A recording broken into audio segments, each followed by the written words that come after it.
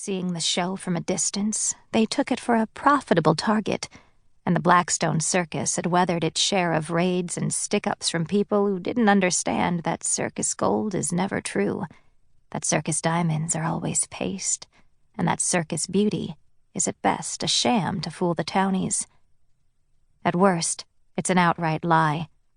And that was true of most of the wagons, which were held together by hope, baling wire, and sheer cussed stubbornness. If the wagons fell apart, the circus would stop moving. If the circus stopped moving, it would no longer be a circus. Simple as that. So they slapped paint over cracks in the wood, and they repaired what could be repaired. And half the time when raiders came riding down out the hills set on making mischief, the bold highwaymen somehow found themselves with hammers in their hands, helping to repair a broken axle. They were paid, of course, in food and entertainment, and whatever small riches the circus had been able to scrape together since the last time it had been attacked. And sometimes a man new to the highwayman's trade would burn a wagon out of an odd sense of obligation, filling the air with the smell of burning mold and blistering paint. But the quietly reproachful eyes of the circus folk seemed to have an extra weight by firelight, and rare was the man anywhere in the West who would harm a traveling show twice. The world was dark enough. Why darken it further by destroying one of the few amusements that served rich and poor alike? So the circus rolled on, the lookouts keeping a weather eye on the hills, while most of the show seized the rare opportunity to sleep between towns. Even if the human dangers would let them be, there were always things to fear out in the open. Cougars and wolves, and worse, to hear some of the roustabouts mutter in the night.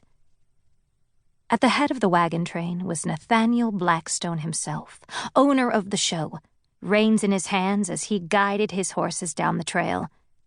Some people believed he never slept at all, that like his circus, he was a shark, and that if he stopped moving, he would die. Others knew that he was flesh and blood like any other man, a born showman, yes, who had no trouble encouraging his own mystique even among the people who worked for him, but still a man. He slept when the show was stopped. He slept in the early afternoons when the crowds had yet to come in, but the work of setting up had been finished. He slept in the space between sentences, where no one needed him to make their decisions for them, where, for good or ill, he could rest. Rumor was he had a wife somewhere on the coast, in one of the green places where neither man nor beast came a-praying, that he had a child, or two, or as many as 4, and that one day, when gray strands started to appear in that great black mustache of his, he'd be sending his trusted right hand to ride for Oregon and bring his eldest back to the show, ready to begin training his heir in the ways of the road.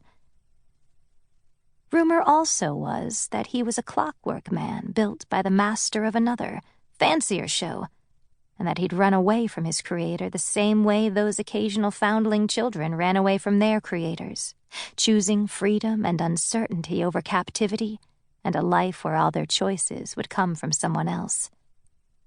Nathaniel Blackstone encouraged the rumors, all of them, no matter how ludicrous.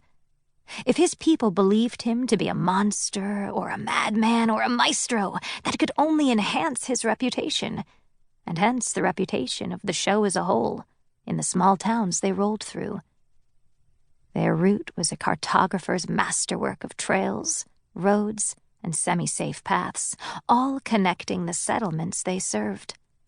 A circus's map was one of its greatest treasures. Some of these routes no other show in this part of the country knew. Without maps, the wagons couldn't get place to place fast enough to make a profit. Keep moving. Stay alive.